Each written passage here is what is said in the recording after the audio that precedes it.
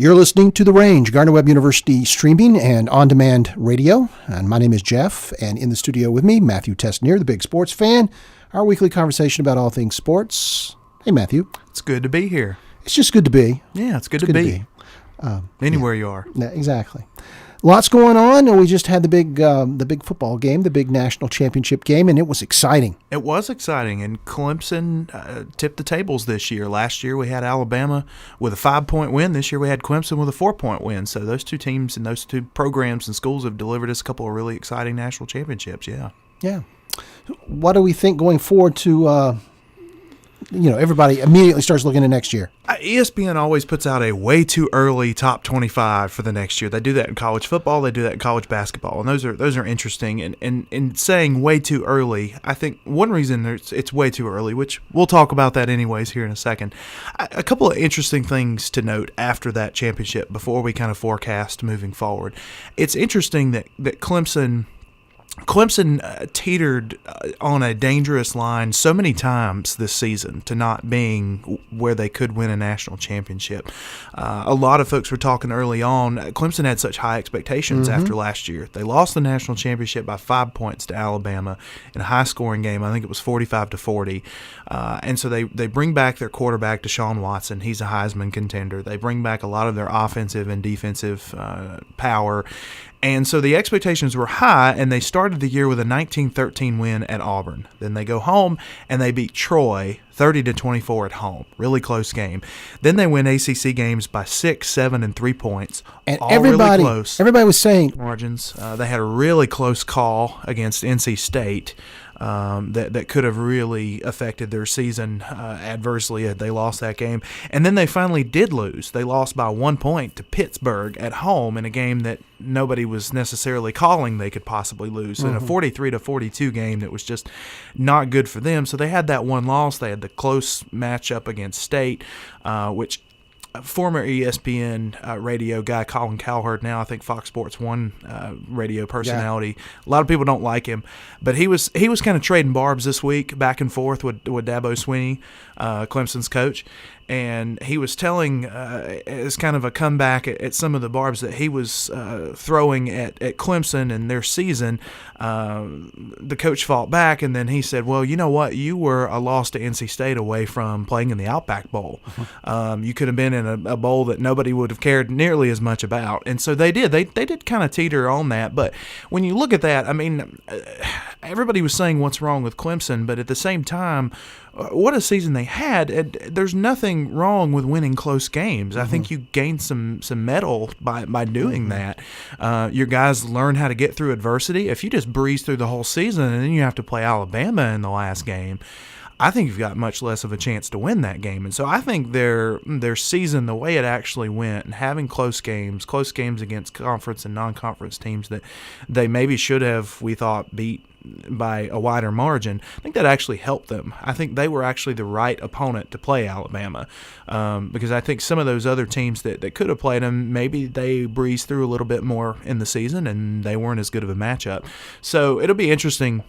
Now, looking at Clemson, their quarterback does look like Deshaun Watson. He's going to the NFL after his junior year. They are going to have some losses on offense and defense, so it'll be interesting to see what they do moving forward. But when you win a national title, we've talked about it before, it's always good for recruiting. Oh, yeah. And now people will say, I want to go play at Clemson again. Not that they've had a hard time recruiting of late anyways, but that's just going to strengthen them even more. On the other side, Alabama moving forward, they lose a lot from their defense, a lot of players. They could have, I think, there's been talk of as many as 6 or 7 first-round draft picks off that team. A lot of defensive players. Talking about being in the neighborhood of a record for a school in the first round for a number of draft picks. So it'll be interesting to see with Alabama, with their losses, particularly on defense, which has been one of their calling cards, what they're able to do moving forward. They do bring back their quarterback, Jalen Hurts, who was an incredible true freshman. We talked about it in the weeks leading up to the national championship game. The guy was playing high school football last year, and he steps in and he immediately, has this amazing role with the Tide. See what I did there? Roll Tide. And so, he'll be back next year unless something surprising happens. And the other thing for Alabama moving forward, this was Nick Saban's chance to win his 5th national title in 8 years at Alabama. He has 5 titles overall. He had one at LSU as well. So he's still right there, one title away from tying Bear Bryant, who also at Alabama won 6 and has the most national championship wins by a coach in college football history. So it's amazing every time I think about it. And I'm not a Nick Saban fan personally. His personality, in the way he approaches the game, but he's successful, and it's amazing to think that, say he does get that 6th title, that the 2 guys who have 6 championships in college football, both at Alabama. Just incredibly strong tradition there. And growing up for me, late 80s, early 90s, into the 90s, when I started watching college football, Alabama was not among the strongest programs in the country. So it's interesting perspective for me that I didn't live through the Bear Bryant years. And for a long time in my life, I didn't understand that Alabama was college football royalty in the grand scheme of things. Didn't know that. Nick Saban's brought that back, and he's taught it to a whole new generation. And I think that's why the Saban and Bryant conversation is important, just because historically it reminds us that Alabama's been really good for a long time, but every program goes through changes and goes through dry periods when they don't win as much, and there's rebuilding that has to happen. So I think that's what Alabama has reminded us here in this period, but we can't say Alabama has. Alabama's going to continue to be incredibly strong. The last thing that I kind of think is interesting and kind of bridging us into next season is, has the SEC's dominance changed? I feel like for 5-10 years there, we were talking about Florida, LSU, Alabama, Auburn, the strongest teams in the country. We had 1 versus 2. We had 3 out of the top 5. The matchups always seemed to involve multiple SEC schools. There was even a year there where Ole Miss and Mississippi State, not traditionally the teams that we think about being the strongest in the SEC, were like 1 and 2 in the country. And so it seemed like the dominance by the SEC was just, I don't even know how to describe it. It was eyebrow raising. I don't know. It was mind blowing how strong they were, and then they were sending pro prospects to the NFL like crazy. This year it seemed to change. Looking kind of down through the top 10 and the final top 10, there were certainly SEC teams that were strong in addition to Alabama, but it seemed like the Big Ten was really the strongest conference this year. And at the end of the year in the final polls, you were looking at Penn State, Ohio State, Michigan, Wisconsin. They were all in there from the Big Ten. We had a couple of Pac-12 schools with USC and Washington. Washington was in the college football playoff. USC had a very exciting, strong comeback in the Rose Bowl. So other conferences seem to take some of that power from the SEC. And so it'll be interesting to see, can some of those other conferences sustain that, or does the SEC kind of rebound and reclaim that? And so that's one of the things I think to watch going into next year, because a lot of the same teams will be in the conversation again. We'll be talking about Alabama. We'll be talking about USC. Their quarterback coming back is a sophomore, and he had a record-setting yardage performance, and I think threw 5 touchdowns in a huge Rose Bowl comeback. Just a great season for USC. Washington should be good again. Florida State may be on the rise in the ACC. Of course, Clemson losing some talent there, having to get a new starting quarterback broken in, may have a little bit of a rebuild. And then kind of what do Penn State, Ohio State, Wisconsin, and Michigan out of the Big Ten do? Michigan has so many player losses that it feels like they might fall a little bit, but it'll be interesting to see. A lot of folks were posting after the national championship game, Alabama, Clemson.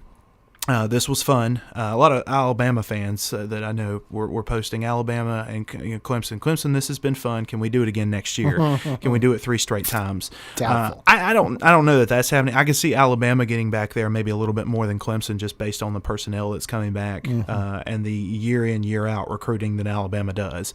But we'll see. That's why we watch, and that's why we watch all throughout the year. Any given Saturday. We're a football culture. Yeah, we are. Speaking of football, playoffs in the NFL. Pro playoffs. We're down to 8 teams now. Divisional playoffs coming up. The wild card weekend was.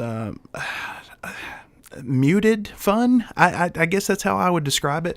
There were some interesting matchups, not necessarily from my perspective as a fan, and not as a big-time fan of any of the teams playing. Anything that was just mind-blowing happening in the playoffs. The best matchup was, I would say, the New York Giants and the Green Bay Packers, and the final score was 38-13. The game did not seem like a 38-13 kind of game. It was 6-0 Giants until right before the half. The Packers score a couple touchdowns in the last 2 minutes of the half, and suddenly they've got all the momentum and they're off.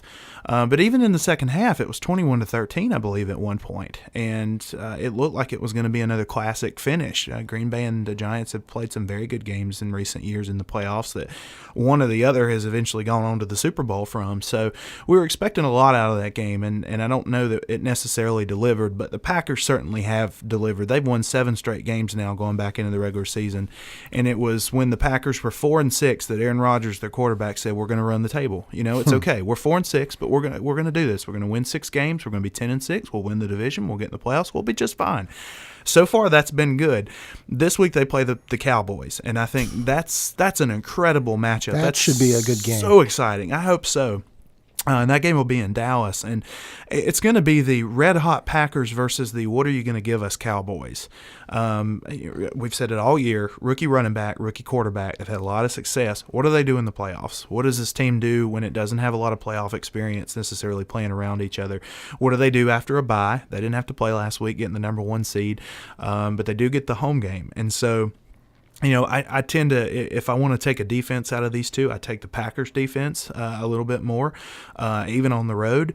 But that Cowboys offense has been pretty exciting this year with those rookies. And so that matchup versus Aaron Rodgers is very, very exciting. It's the exciting matchup of this weekend by far, because if you look at, the other game is Falcons-Seahawks in the NFC in Atlanta. Might be a little more exciting nationally if it were in Seattle, perhaps, because people like to watch the Seahawks at home because they're tough to play. The weather's tough. The crowd's tough.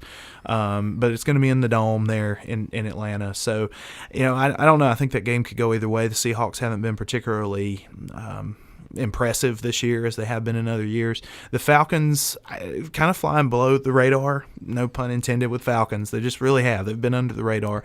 So that'll be interesting to see. Over on the AFC side, we've got Patriots and Texans.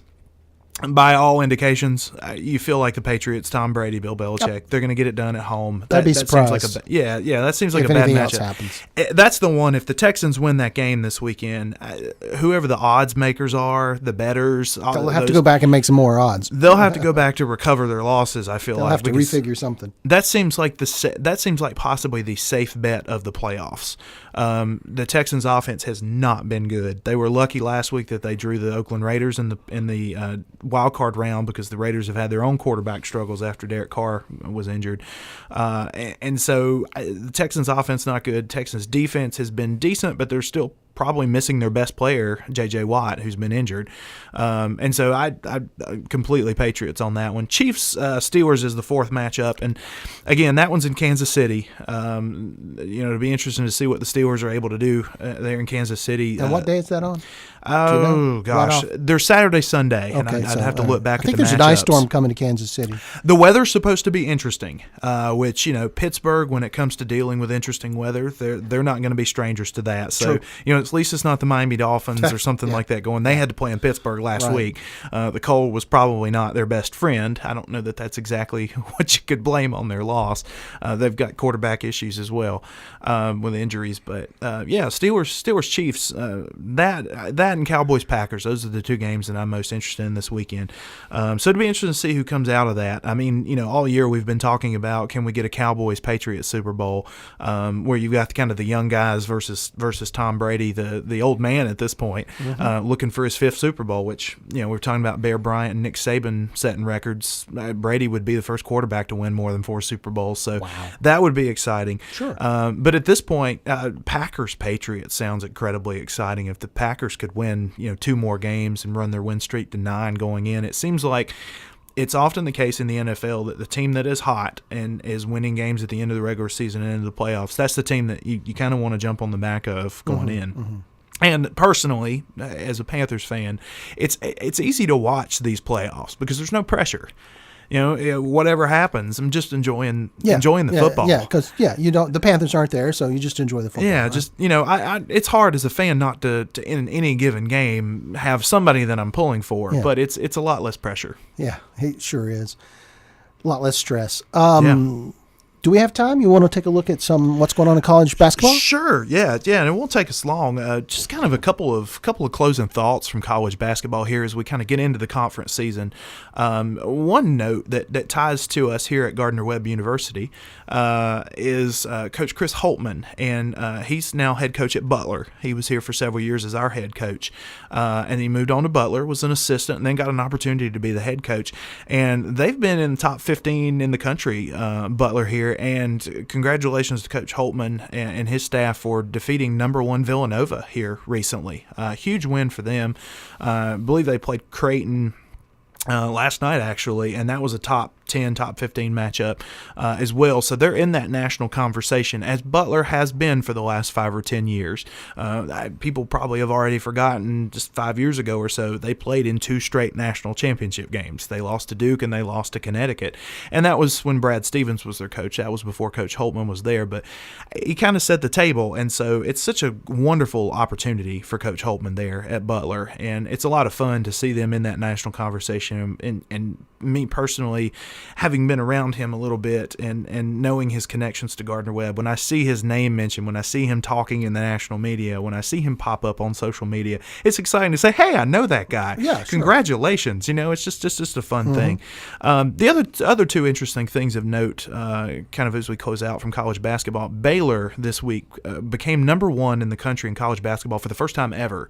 And they immediately turned around and went to West Virginia and lost by 20 points. As number 1 in the country.